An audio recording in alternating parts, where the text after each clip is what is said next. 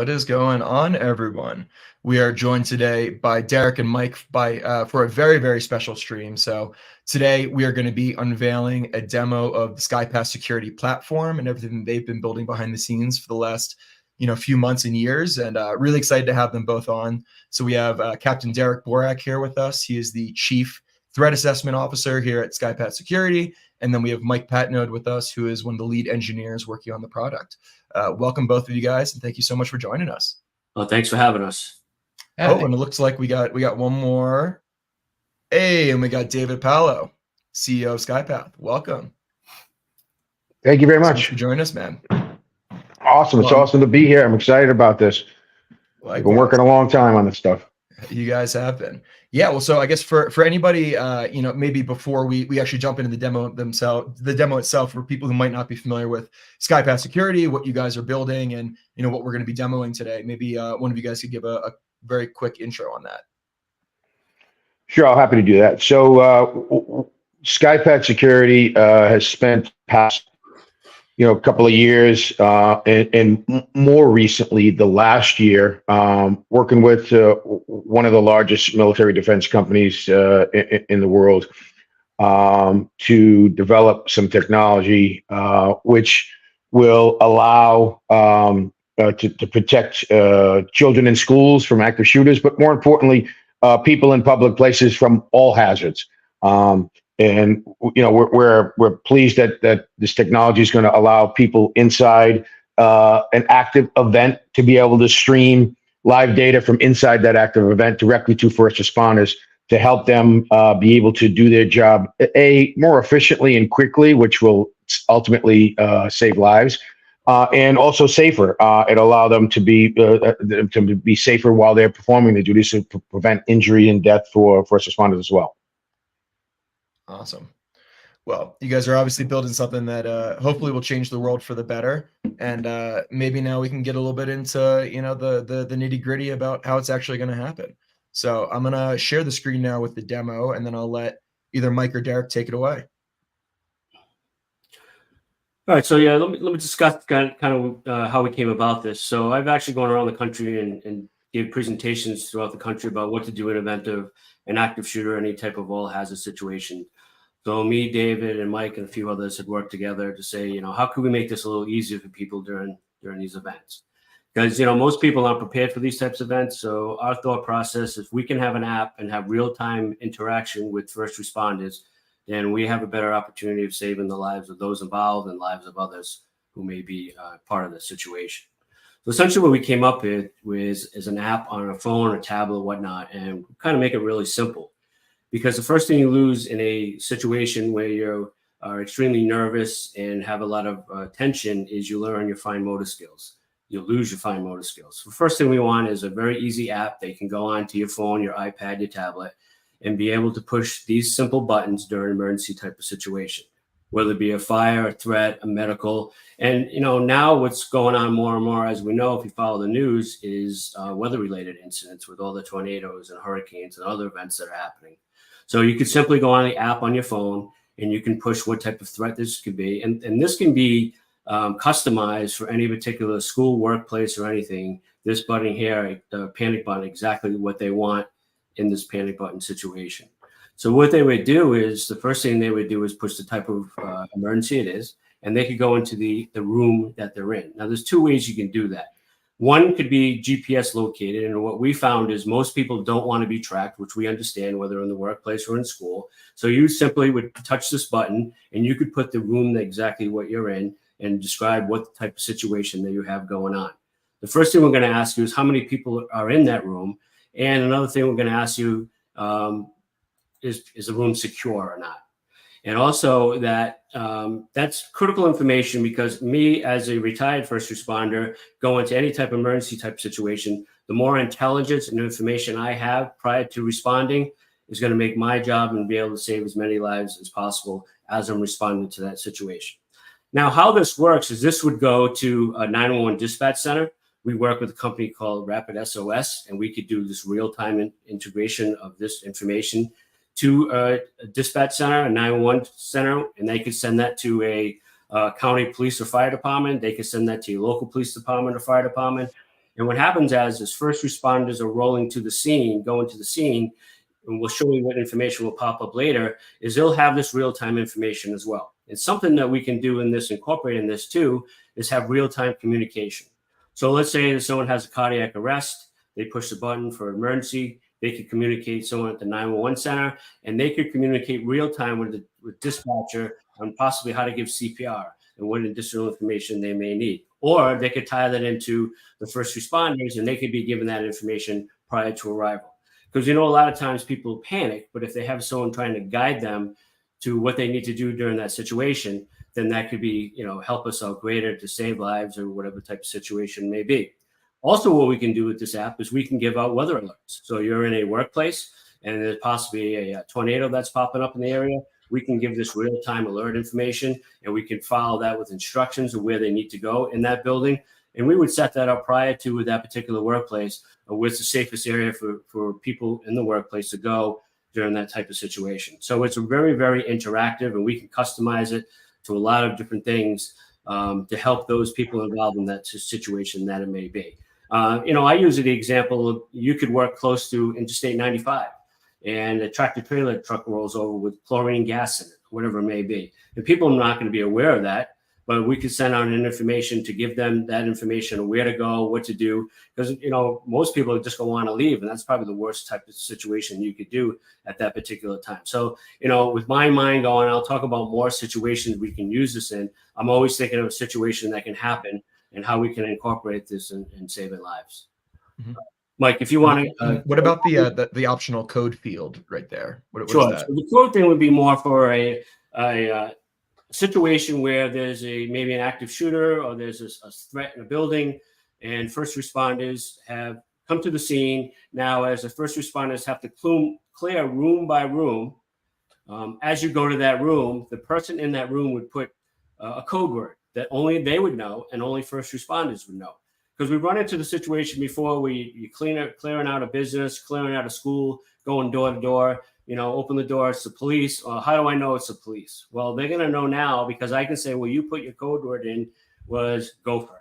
So gopher is the code word. Now we both know that. It's a mutual agreement on that we both know what that is. And now we can open up the door to allow a systematic evacuation of those individuals during that time.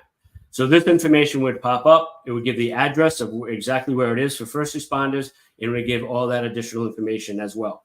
Now, what we can do with this as well, once that emergency button is pushed, we can integrate that with a camera system in a workplace, a building, a school, wherever it may be, and the first responders could have that as well, which would be crucial information during that time. And one of the questions that come up, well, I don't want to allow access to law enforcement or first responders to have access to the camera system. And our answer to that is the only way that will work if you push that emergency button. That's the only way that it will integrate into that system. No other one can see that unless you push that emergency button, which would be great too, because you could get on there and say, listen, I hit the button by accident. It's not really an emergency. I apologize. So we can slow our first responders down, even though we need to check the situation, but we can slow everyone down. And we can, ensure that no one gets hurt as they're responding to that type of situation. So message is sent, SOS is sent, help is on the way. And then what happens on the other end is now the dispatch center, first responders will get the next phase of this, and we can show you and explain what comes up next.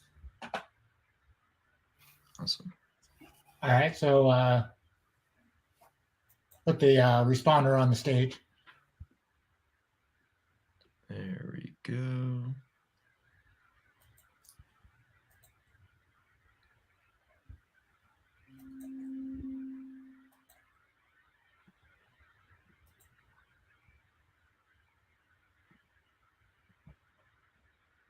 We should be seeing something on the e-responder one on the bottom here. It should pop up in just a sec. Okay, perfect.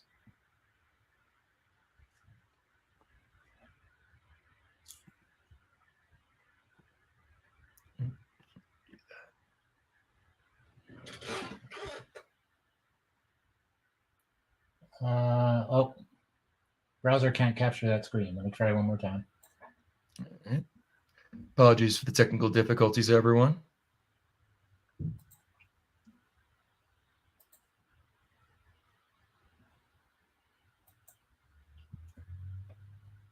So while we're waiting for that to come up, it's important to note that we have taken a military grade situational awareness platform that's currently being used out in the battlefields and used around the world for all sorts of tactical situations. And what we've done is we've built an interface to that platform that allows us to be able to send the data that we are collecting for our clients' current active events, and then display them on that platform. So first responders have the ability to be able to take that data using that situation awareness platform and then put it to work for their needs for that particular situation. So the window you see here in the middle of my screen is actually coming from my phone. So this is the ATAC application running on my phone. Awesome. And what we're simulating here is a first responder. And Can we maybe go full screen on that one? Would that work? Just make it a little bit bigger. Just on the top of that window there. I believe so, because well, a little bit better. Okay, cool.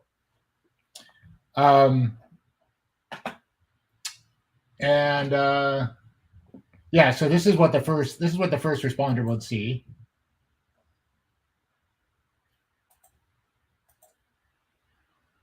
And you're going to see, what you're going to see here in the corner is an alert just popped up at a club manager with the address. The first responder then clicks on that alert. And I'll let you take it from here. Okay. So the alert pops up. So dispatch center would get this. The alert here will just say is a belligerent, let's say, individual that's very upset at this particular location. And the club manager at this facility has hit the alert. An alert has come up. This has popped up. Now, first responders would get this information. We would forward this information to our law enforcement who would respond to this location. So why is this important? It's important because this is real-time information. There are companies out there that have the panic alarm system. There are companies out there that have the blueprints, but we're able to make it interactive. So essentially, we are taking, this is the building that is located in this area. And what we have done is did the overlay or the floor plans of this building. And by doing this, if a law enforcement officer or first responder has never been to this building, they would know exactly where they need to go and get there as quick as possible.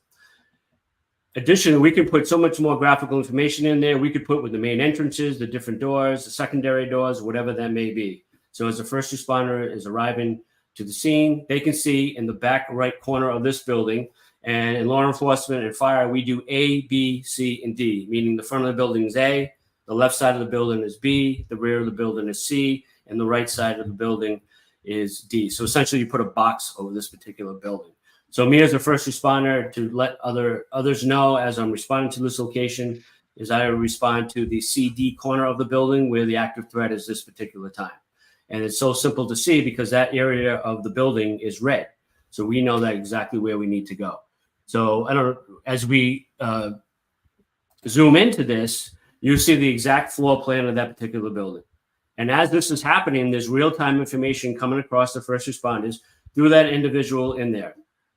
The doors are locked, the doors are not unlocked, how many people are in there, is the room secure, whatever it may be. So we know. Now, what we can do in other parts of this building as well is we can make certain sections yellow. So if you make those certain sections yellow, meaning that there is people in those other parts of the building, but they're secure at this time. So essentially, they're behind a locked door. And so as a first responder, we want to get to the areas of red immediately. The other areas are still a concern of us, but we want to get to that red area to, hopefully talk to that individual, calm that individual down, and not have anything further go from there. So like I said, it's fully interactive. As this area is cleared, we can make it a green area, meaning, okay, the situation is over. This type of situation, not much of a big deal, but I explained an early situation where you have to search room by room. As first responders are going from room to room and those areas are clear, that would be green. So that would make the situation for an incident commander that much more simpler to know exactly where they need to get the critical assets. Because when you have multiple things going on at one time, it's so important to know what assets you need in certain locations.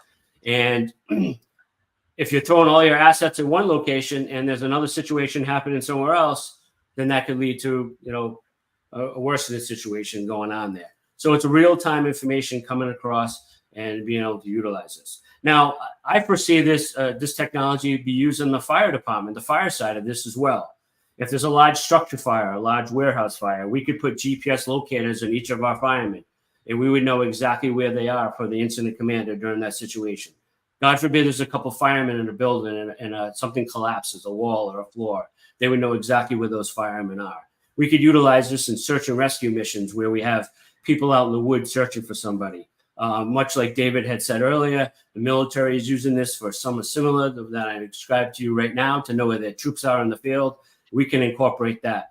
By looking at this full overview, if we had to say a hostage situation or something here, we can know where all our resources are, where our tactical teams, where our law enforcement is, to know where they're all around that building. Do we have all sides or the perimeter secure at that particular time? So there's really, really so much more we can do with this. We're always talking about how we can use this in different situations. And like I said, with the real-time information, it's just, and I said it in the beginning, the more critical information we have as first responders, the quicker we're going to be able to disable or help that particular situation during that time. Gotcha. And so I understand you guys also are working with the company to integrate spatial technology into some of the things you're doing. Could you explain a little bit some of the things that you're doing around that and how that integrates into the platform? So Sure. something meaning the 3D technology, is that what you mean? Yeah. So we would be able to do, which I think would be significant for people in the workplace, is we could do a 3D walkthrough. So you could actually have first responders would know exactly where to go during that, know the different layouts of the building. And if the layouts of the building change at any particular time, we could change that real time. So let's say they make a bigger conference room or they make some more office spaces, we can change that real time. But what I see the great need for in a very large building, people worry about, if I have to evacuate, where do I go? Well, if they have this app, they could have the real-time spatial information and we could guide them exactly where they need to go. Now, that would, when I say guide, that would be predetermined, the safest location to go during a time, but they could see that real time. And, you know, what I have trained people all around the country to do is to, you know, pre-plan, visualize, and have situation awareness. And this is only going to help them to have that and make it safer in that particular location and to give them real-time information. I mean, I've talked about active threat situations. The first thing people say is, I want to run out of the building. That might not be the safest thing to do because you don't know if there's additional threats out there. But with that 3D and the spatial information, we'll be able to give that stuff real time to those individuals there. Awesome. So we have a couple questions from people in the audience. I don't know if you want to take them or not, but Sure. yeah. Okay. Yeah. So we have a question here from Pro Legendary. So is there a method to stop individuals such as shooters from fabricating false information and leading the initial responders astray?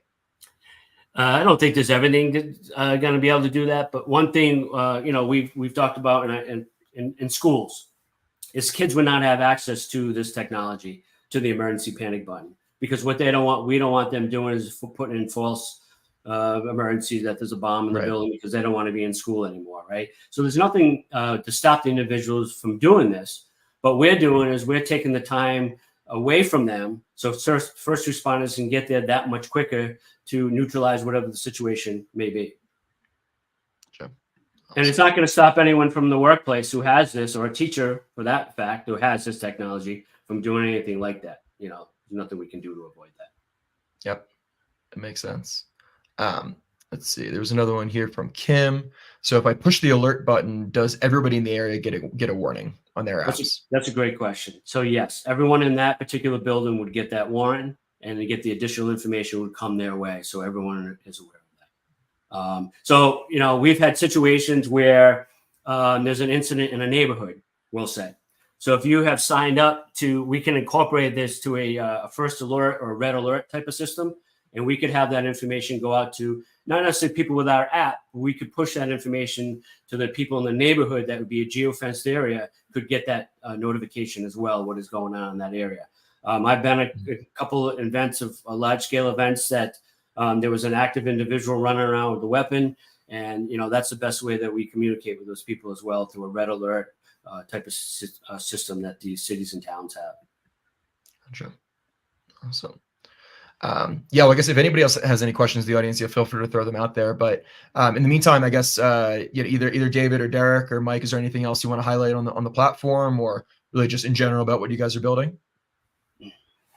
I'd be happy to add a couple of things. So, I think we really get into the active shooter side of things, and I think that kind of pigeonholes us a little bit on what the tech can actually do. Like I said in the beginning, it's an all hazard situation. So, for instance, if there was, and we could still use a school or an office, if there was a person that had a medical event, a heart attack, or they were choking or something was happening, they would run through the same sequence that Derek and Mike just did an awesome job in demoing.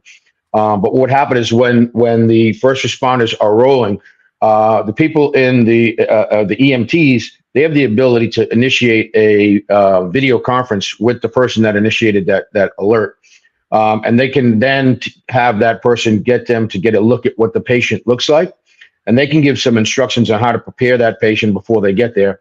Also, they can collect some valuable data. So when they're leaving their vehicle and going inside the building to address the situation, they bring the right equipment with them. They don't have to go back to get stuff that they may have not know that they needed.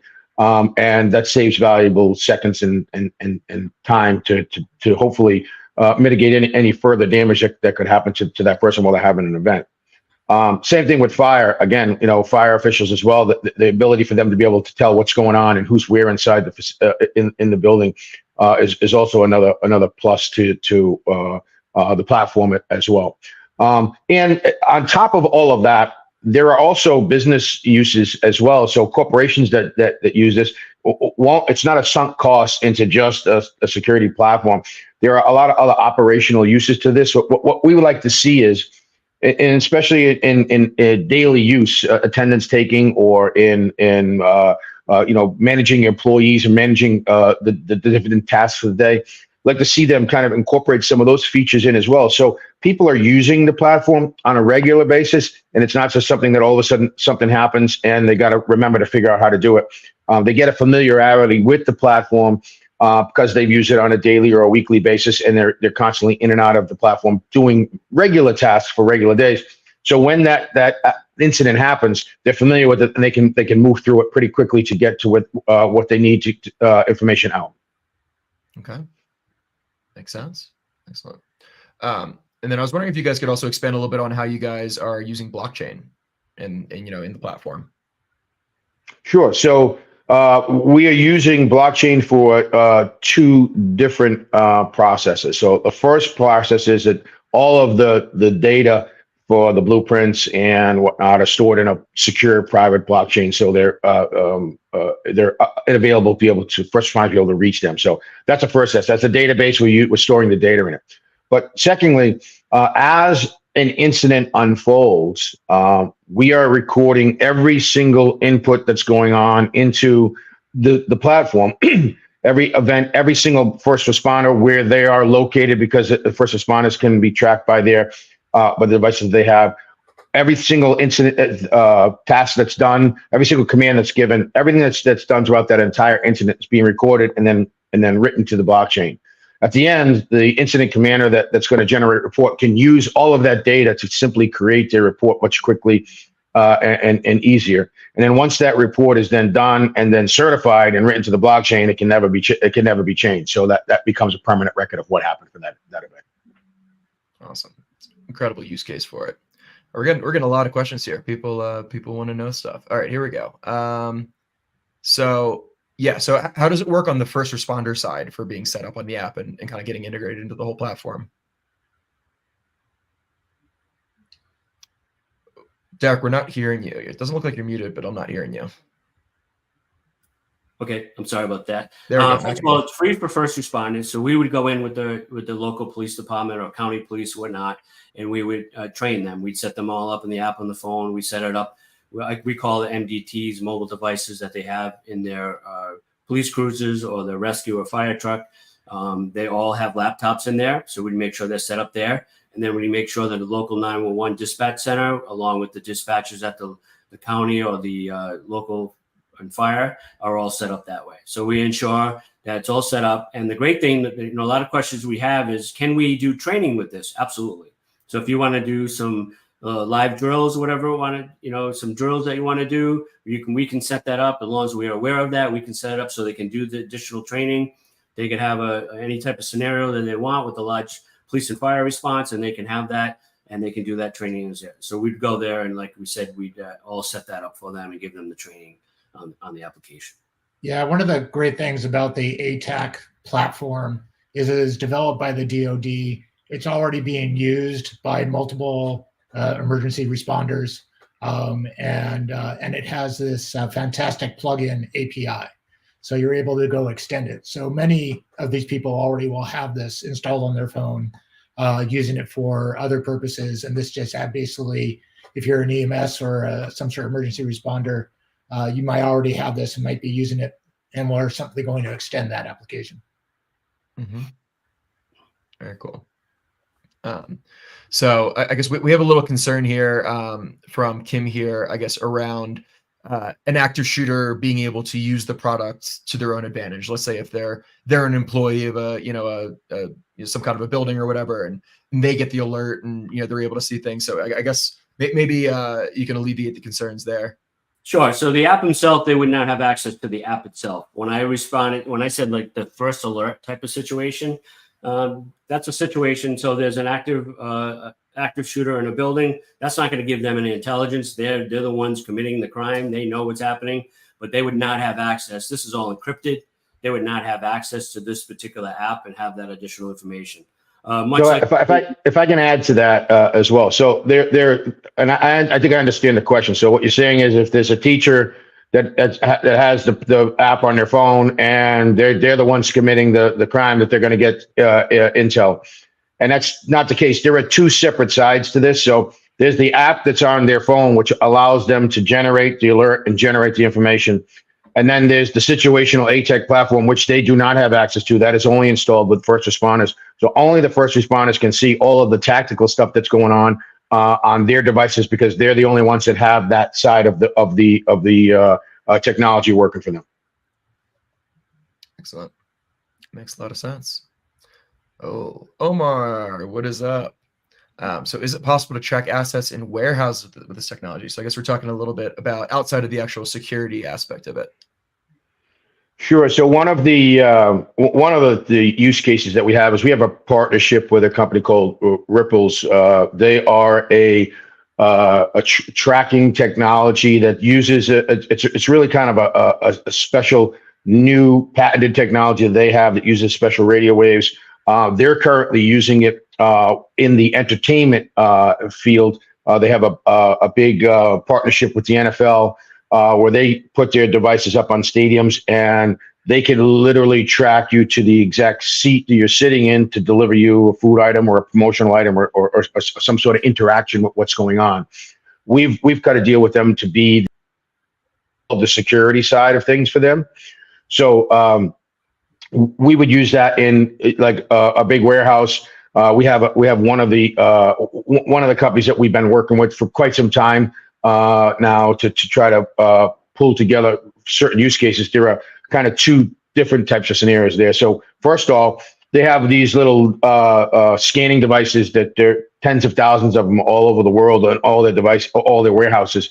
They use an Android platform. We have the ability to be able to connect them to the tracking system that we have up there, and they can tell when they lose one where it is in the facility. Keep in mind that this technology is able to map an entire room by volume for every 6 square inches. So if it was suspended in midair in the room, it would be able to tell you exactly how far it was from the ceiling, from the ground, and from all the walls, exactly where that device was within 6 inches. If the device were to leave the building, they would know that the device is leaving the building. It would set off an alert so they can stop who might have been accidentally taking it or who might be purposely taking it. That's one aspect.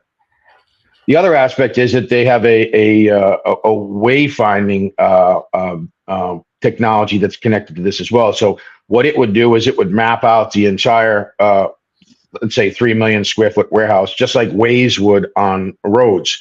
And people could use that simply to get around from place to place, number one. Or in one application that we have, the company has an enormous amount of blind and low vision associates, which currently the way they move around the facility is they walk on friction tape, and it's similar to like Braille for their feet. It gives them kind of where they need to go. The problem with that is that it's static. So if something changes, it won't change for them. And there's been some instances where cleaning crews have taken it up and that wasn't available for them to be able to use it, and it left them kind of hanging. So with this wayfinding, they can literally put an earpiece in and they can speak to it where they want to go. And it will give them directions, how many steps to take, where to stop, where to turn. More importantly, beyond that, it will give them a color of what else is all around them. It will give descriptions of what's around them. And then if there's happens to be a hazard that, a spill or a pallet that has fallen over in a particular aisle, a manager can go in and mark that specific spot, a hazard. And the wayfinding, just like Waze does around traffic, the wayfinding will reroute that around that particular hazard, so there won't be any injury or whatnot for that person or any to walking into that hazardous area. Lastly, some of these places use high-speed robots, and it can track all the movements of the high-speed robots throughout the entire facility, and it can let these people know when it's okay to cross those high-speed lanes, which today they don't have the ability to do that because there's no way of being able to track that. So those are a couple of the business use cases that we have that allows corporations to use the technology on a daily basis. So they're familiar with it, they're comfortable with it. So when that moment of truth happens and there's a crisis, they can, as their motor functions and as Derek has said, begin to erode, they have some familiarity with the platform so they can still step through what they need to do and get the help that they need. Awesome. And I think we got one more question here. And I'm not sure if you guys are clear on your strategy around blockchain yet, but are you able to give any clarity on, I guess, what blockchain you're using, or if it's going to be, an omni-chain approach with multiple blockchains? Yeah. So it's going to be a multiple blockchain usage. And we want to have redundancy, so we want to have be able to move from seamlessly in order to be able to have things that are working the quickest. If something's bogged down, we want to be able to move something to another platform if we need to. So we'll be using multiple blockchains, and as we unfold, we may narrow down to one or two or three. We're not sure yet, but we're going to kind of play that by ear as things roll out and see which ones are the strongest players for us, which one's giving us the best performance, which one's giving us the best pricing, and so on and so forth, to be able to make sure that the technology is fast, reliable, and efficient. Perfect. All right, guys. Well, I don't know if you guys have anything else to add, but this has been an awesome demo. It's been extremely informative to me, and hopefully it has been to everyone who's been watching and everyone who will watch. But yeah, before we head out, I guess, are any final thoughts from any of you guys? No, I just thank you for giving us the opportunity to explain what a great thing we have here. Of course. Beautiful. Well, thank you all, gentlemen. Everyone who's out there watching, make sure to follow along on everything that Skypath is doing. Their socials are down below in the description, so make sure you give them a follow. And basically just to follow along on everything they're building. They do a lot of really good updates on Twitter and on their socials. And yeah, I mean, you guys have some big things coming, so I'm really excited to follow along, and yeah, excited for everyone else to see what you guys are building as well. All right. Thank you. Thank you so much, everyone. All right. See you guys on the next one. Bye.